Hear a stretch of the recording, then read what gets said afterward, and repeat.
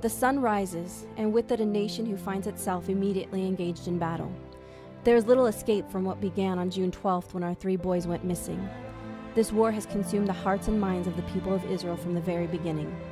A generation reaches impulsively every few minutes for their phones, praying to God they don't see their brothers, fathers, and friends' names or faces in their news feeds.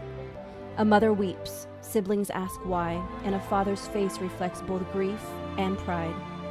All conversation comes to a dead halt on the train as simultaneously the same eerie alarm rings out from the pockets, purses, and backpacks of complete strangers. Red alert.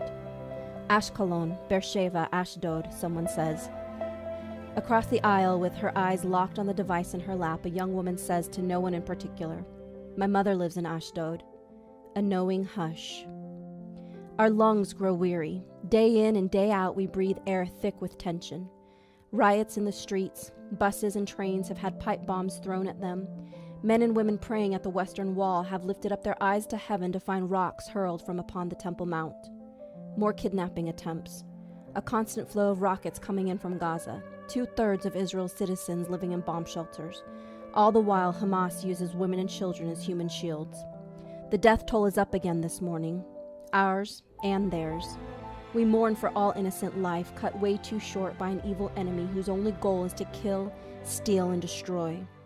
All the while, a vile, twisted, and grotesque finger is being pointed at Israel. Many in the international community spew hate. Still, Israel valiantly forges into combat to ensure a peaceful future for their generations and for that of their perpetrator.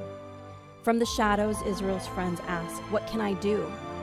Stand, share, give. And the nation clings to the 2 things that have kept them united for millennia, the God and ancient text of their patriarchs. In unison, they recite the prayer of their beloved warrior, poet, and king. He who dwells in the shelter of the Most High will abide in the shadow of the Almighty. Stand with us today. Help us help Israel with your gift to our Victims of War Fund.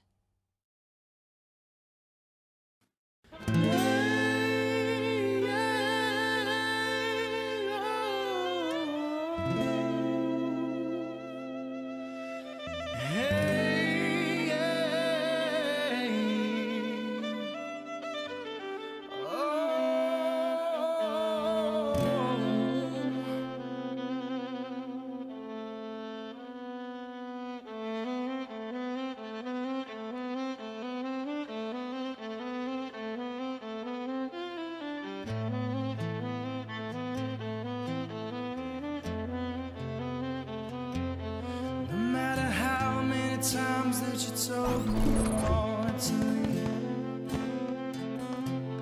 No matter how many breaths that you took, still couldn't breathe. No matter how many nights that you lie wide awake to the sound of the poison rain. Where did you go? Where did you go? Where did you go?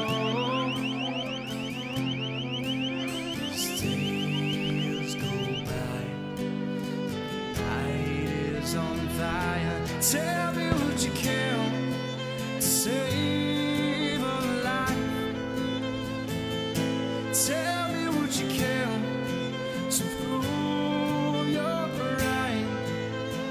Rush, crash, burn, let it all burn.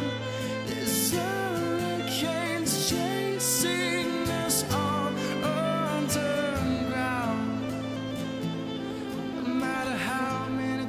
Out of doubt,